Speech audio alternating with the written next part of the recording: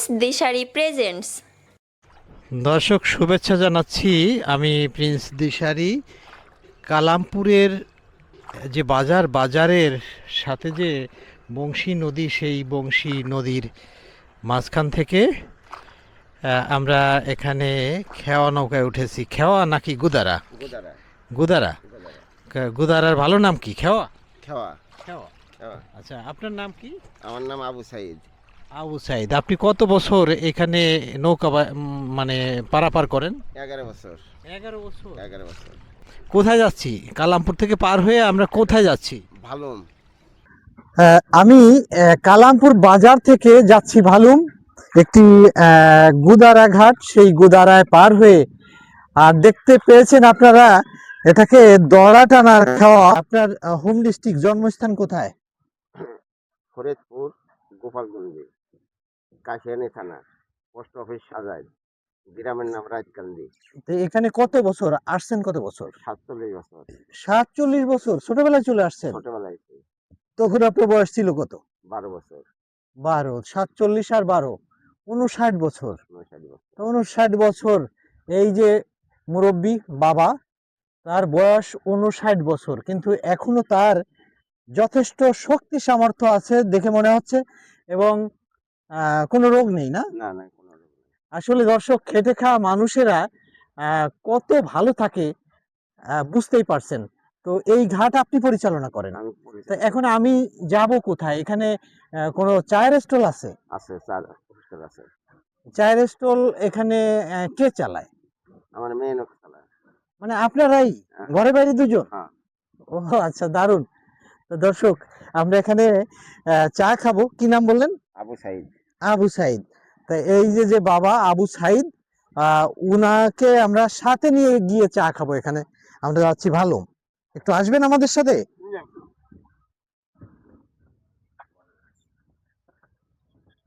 তো দর্শক, এই যে ভালুমের মাটিতে পা রাখলাম, উঠে যাচ্ছি উপরের দিকে, অর্থাৎ কালামপুর থেকে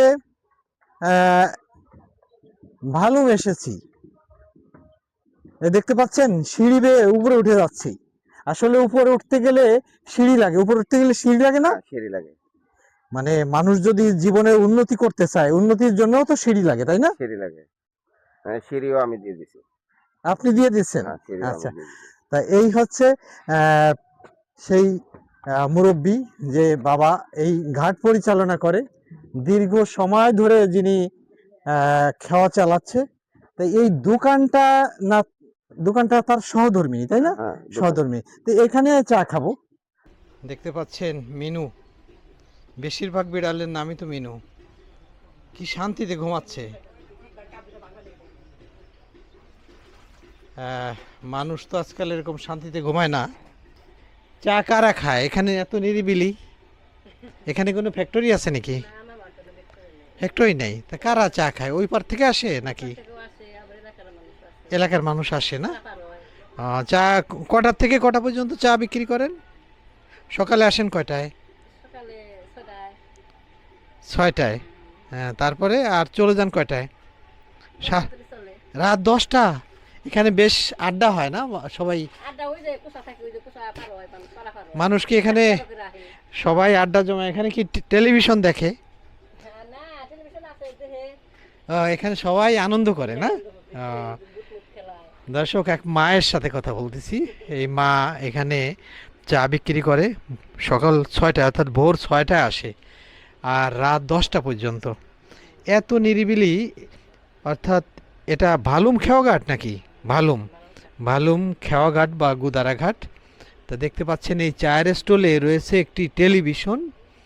এখানে মানুষ তাদের কর্ম সেরে এখানে এসে বসে গল্প করে। আর এখানে দেখতে পাচ্ছি 2টি ক্যারাম বোর্ডেরও ব্যবস্থা আছে। খেলাধুলা করে না? ক্যারাম বোর্ড খেলে না? সে কথাই বলছি। তাই ক্যারাম বোর্ড খেলে, অর্থাৎ মানুষ সময় কাটায়। কর্মব্যস্ত মানুষ যখন একটু সময় পায়, তখন তারা আমোদে মেতে যায়। আপনার এখানে কি কি হয়? কি কি পাওয়া যায়? চা পান না? চা পান, এমনি ঠান্ডাও পাওয়া যায় না? ফ্রিজ আছে। তা এই মা আপনার ছেলে মেয়ে কয়জন? ও, ছেলে কোথায় থাকে? রাজমিস্ত্রি কাম করে না? তাই নাকি? হ্যাঁ, উনি তো আমাকে পাঠায় দিল।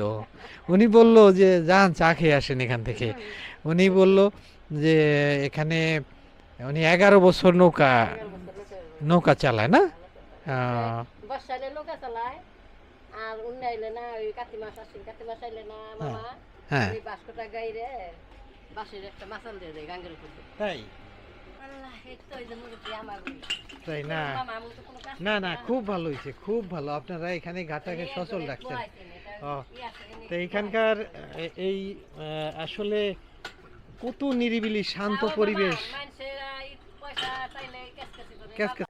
তো ওনার বাড়ি তো এখানে না, ওনার বাড়ি গোপালগঞ্জের কাশিয়ানী থানা। আর আমার বাড়ি ওনার এখানে। ওনার শ্বশুর বাড়ি মানে আপনার বাবার বাড়ি আমার বাবার বাড়ি আলুতে, মানে এর আমরা কাছে এখানে দামলা থানা, আমরা এখানে বাড়ি ঘর করছি। এখানে বাড়ি ঘর করছেন। হ্যাঁ হ্যাঁ। যদি তুমি এই টেলিভিশনে তোমাকে দেখো কেমন লাগবে? ভালো লাগবে। তো এই যে আমরা বসে কথা বলছি এটা ওই টেলিভিশনে দেখবা, হ্যাঁ ভালো হবে না? তো এই যে এখানে সামনে পাট ক্ষেত দেখতে পাচ্ছি, যে পাট ক্ষেত এখানে, আর ঝিরি ঝিরি একেবারে বাতাস বইছে। আসলে পরিবেশটা এত সুন্দর, এত সুন্দর। এখানে এসে আমি মানে আমার প্রাণ জুড়িয়ে গেল। কালামপুরের কাছে এত সুন্দর জায়গা আছে আমার জানা ছিল না। তো এই জায়গাটি আজ প্রথম আবিষ্কার করলাম আমরা। আমরা যখন নাটকের শুটিং আসি এখানে আমরা আসব। তো আপনাদের সংসারে এখন তো কোনো অভাব নেই, এখন সচ্ছল ভাবে চলে না? দিন যায় না, আল্লাহ নেই ভালো নেই, আল্লাহর কাছে হাজার হাজার শুকরাই করি, বুঝলেন? মানে আমরা হয়ে গেছি বসো তো আর কি কাজ করে খাবো, আমার তো কোনো বাইরে কাজ কাজ নিচে নিব না, এই জন্য ওই ঘাটটা দিয়ে বয়ে এই যে কাম করতেছি। দর্শক, এখানে একজন ঘাটের তরুণী যে পারাপারে ব্যস্ত একজন মাঝি, সেই মাঝির সংসার বলা যায়, তাই না? হুম। মাঝির সংসার, তার সহধর্মিণী এই মা, সে চা বিক্রি করে, আর সে বাবা সে তো পারাপারে ব্যস্ত। তো যারা পারাপার করে শুনেছি এই মানুষগুলো পরকালে এদেরও খুব সহজে পার করে নেয়। তো এখানে ডিমান্ড কত? পার করতে গেলে আপনি কত টাকা নেন? কোনো ডিমান্ড নাই, যে যা দেয়। যে যা দেয়, টাকা না থাকলে? টাকা না থাকলে সে যাইব গা, কোনো সুবিধা নেই। তো এই যে যে আমাকে নিয়ে আসলেন পার করে, এখন আমি তো টাকা দিতে পারবো না। হ্যাঁ, কোনো সমস্যা নেই। সমস্যা নেই। না, না, আবার এই যে চা খাবো, কোনো সমস্যা নেই। আল্লাহ তো টাকা দেওয়া লাগবে না? এখন যদি দেন খুশিতে নিমু, আর যদি না দেন আসলে তো কিছু করার এই নেই। গ্রামের সহজ সরল খেটে খাওয়া মানুষগুলি এরা কত ভালো, কত আন্তরিকতা, এদের অতিথি পরায়ণতা আসলে মুগ্ধ হওয়ার মতো। তো এখানে এসে খুবই ভালো লাগলো। এই মা এবং এই বাবার কাছে জানতে চাই তাদের সংসারে সুখ কেমন, সুখ আছে বা ভালোবাসা কেমন আছে সেটা জানতে চাই। আচ্ছা, আপনাদের বিবাহিত জীবনের বয়স কত? কতদিন বিয়ে হয়েছে? কতদিন? 45 বছর বিয়ে হয়েছে। আপনি কি এই বাবাকে নিয়ে সুখী? সুখী, আল্লাহ সুখী রাখছে। সুখী রাখছে। আর ছেলে মেয়ের তো বিয়ে হয়ে গেছে, তাই না? আল্লাহ যে সুখ রাখছে এই সুখটাই সুখ। আচ্ছা, সে সুখ চাইলে আল্লাহ বেজার হবে, কর্ম করে খাই বুঝুন। এখন একটু চা খাবো। কি চা খাওয়াবেন? কি চা খাবে? আমাকে আল্লাহ যে সমর্থ রাখছে এই চা খাবেন। একেবারে রং চা আছে। রং চা? হ্যাঁ, রং চা খাবো। একটু গরিব মানুষ হন আর চা খাবো, কিন্তু আমাদের কাছ থেকে টাকা নিতে হবে। হ্যাঁ, টাকা নিতে হবে, তা না হলে হবে না। তার কারণ চা কিনে খেতে হয়। হ্যাঁ, আর এই পারাপারের জন্য যদি টাকা না দেই তাহলে তো টাকা থেকে যাব। হ্যাঁ, এই পারাপারের জন্য কিন্তু আমার টাকা নিতে হবে, তা না হলে যদি আটকে দেন, ওই যে কাল কিয়ামতে হাসরের মাঠে যদি আটকে দেন, না না মামুরা হ্যাঁ? চিন্তা রাখি কেউ করি, পরকালের চিন্তা রাখি কেউ করি মামা, এই বিলাইটা এসে পরকালের চিন্তা করি। আচ্ছা, আমি যারও টাকা দেব, পারাপারেরও টাকা দেব, আমি খুব খুশি। ওনার বয়স 59 বা 60 বছরের মতো, উনি 60 বছর হয়ে গেছে, কিন্তু উনি বললেন যে ওনার কোনো রোগ নেই, এই বাবার কোনো রোগ নেই, এই মায়ের কোনো রোগ নেই। অর্থাৎ এই খেটে খাওয়া মানুষগুলো এত পরিশ্রম করে, এদের কোনো রোগ নেই। অথচ যারা শহরের চাকচিক্যে এবং যারা এসি রুমে থাকে, এসি গাড়িতে চলাচল করে, তারা চেক আপের জন্য প্রতি সপ্তাহে সপ্তাহে ডাক্তারের কাছে যায়। আসলে আমার মানে ওনাদের দেখলে হিংসা হয় যে কেন শহরে থাকবো, এরকম গ্রামের নির্মল বাতাসে এসে যদি আমরা এখানে বসবাস করতে পারতাম। তো এখানে চলে আসি, আমাদের কি থাকার জায়গা হবে? হ্যাঁ, এখানে শুটিং এ মাঝে মাঝে আসবো। তো শুটিং এ যদি আসি তাহলে আমরা খাবো কই, আর সারাদিন এখানে থাকবো? আমাকে দোকানে খাইবেন, দোকানে কি আমরা এখানে খাইবেন, হয়তো আমরা আল্লাহ যা খাওয়া আমরা বাজার করে নিয়ে আসলে রান্না করার ব্যবস্থা আছে? আছে আছে। আচ্ছা, তাহলে আমরা যেদিন এখানে শুটিং এ আসবো, আমরা বাজার করে নিয়ে আসবো। আপনারা এখন দেখছি 3 জন সংসারে, নাতি সহ এখানে, তাই না? এই 3 জন আর আমরা যে কজন, সবাই রান্না করবেন, আমরা একসাথে বসে খাবো। আচ্ছা, আপনাদের সাথে কথা বলে খুবই ভালো লাগলো। আপনারা আরো দীর্ঘ সময় ধরে পৃথিবীতে ভালোভাবে বেঁচে থাকেন, সেই দোয়া করি। আর আমাদের জন্য দোয়া করবেন। আপনাদের আসলে আজকাল এরকম পাওয়া যায় না, রোগ মুক্ত এবং ভালোবাসায় পরিপূর্ণ একটা ছোট্ট একটা দম্পতি। তাদের সাথে কথা বলে ভালো লাগলো। এখান থেকে বিদায় নেব। তো বিদায় নেওয়ার আগে এই পিছনটা একটু দেখবো। বাবা যদি একটু পিছনটা একটু দেখেন, শুটিং এর জায়গাটা। মা, আপনি ভালো থাকবেন। তাহলে এই এই জায়গায় যদি শুটিং করতে আসি তাহলে তো কোনো সমস্যা না নেই, না না? কোনো সমস্যা নেই। এখানে এসে আপনার এইটি কি মূল রাস্তা? এই রাস্তা দিয়ে মানুষ যাতায়াত করে? হ্যাঁ এই হ্যাঁ? এলাকার এই যে মানুষ তার মানে আমি এখন আছি ভালুম, কালামপুর বাজারের। ভালো এটা কি কালামপুর বাজারের পূর্ব পাশ, উত্তর পাড় উত্তর পার? উত্তর পাড়। কালামপুর বাজারের উত্তর পারে আমরা চলে আসছি। দেখতে পাচ্ছেন একেবারে নয়নাভিরাম প্রাকৃতিক দৃশ্য দেখলে একেবারে মন ভরে যায়, চোখ জুড়িয়ে যায়। আসলে এখানে কি যে ভালো লাগছে, পিছিয়েও রাস্তা আছে। আসলে বলে বোঝানো যাবে না। এখানে কাজ চলছে, এটা কি আপনার দাদা শ্বশুরের? হ্যাঁ হ্যাঁ, ঘরে কাজ চলছে। আছে নাকি আপনার দাদা শ্বশুর? কি আপনার আচ্ছা আচ্ছা আপনার বয়স যদি হয় 60, তাহলে দাদা শ্বশুর বয়স কত?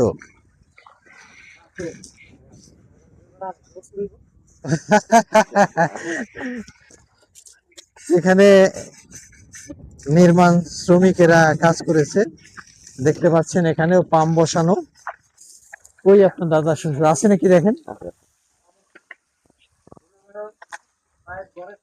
ভাই এনে তো আছে এই যে, আসসালামু আলাইকুম। ওই যেমন ওই কি এই লোকের দাদা শ্বশুরে দেখতে আসলাম। ওনার বয়স হচ্ছে 60 বছর, গায়ে শক্তি সামর্থ্য আছে। তাই দাদা শ্বশুর যদি হয় তাহলে দাদা শ্বশুর তো আরো অনেক বয়সী। ভালো ভালো আছেন না? কি নাম আপনার? আমার নাম হিম্মত আলী। হিম্মত আলী। আপনার মানে বাড়ি, মানে আপনার জন্মস্থান কোথায়? ভালো নেই। ভালুম। মানে এখানে তো থাকেন না, তাই না? না না, ভালুম মানে এখান থেকে কত দূর আপনার বাড়ি? আধা কিলো। আধা কিলো হবে। তো এখানে বাড়ি করে ভাড়া দিচ্ছেন? ভাড়া লেগে। আচ্ছা আচ্ছা, সুন্দর। তা আমরা আসছি বেশ দূর থেকে। আমরা নাটকের শুটিং এর জন্য আসবো এখানে, কোনো সমস্যা নেই তো? হ্যাঁ, তাহলে আপনার যে নাত জামাই, সে আমাদেরকে বললো যে এখানে চলে আসবেন, আমার দাদা শ্বশুরের বাড়ি ওইখান থেকে শুটিং করবেন। চলে আসবো, কোনো সমস্যা নাই। খুব ভালো লাগলো। আসলে গ্রামের মানুষ দেখছেন তো কত আন্তরিক, মানে তাদের মনের মাঝে প্যাঁচ নেই, না, কোনো প্যাঁচ নেই। তাদের অতিথি পরায়ণতা অন্যরকম। তো এখানে আমরা যেদিন শুটিং এ আসবো, আপনাকে কি পাবো? পাইবেন পাবো? ফোন দিলে পাবো না?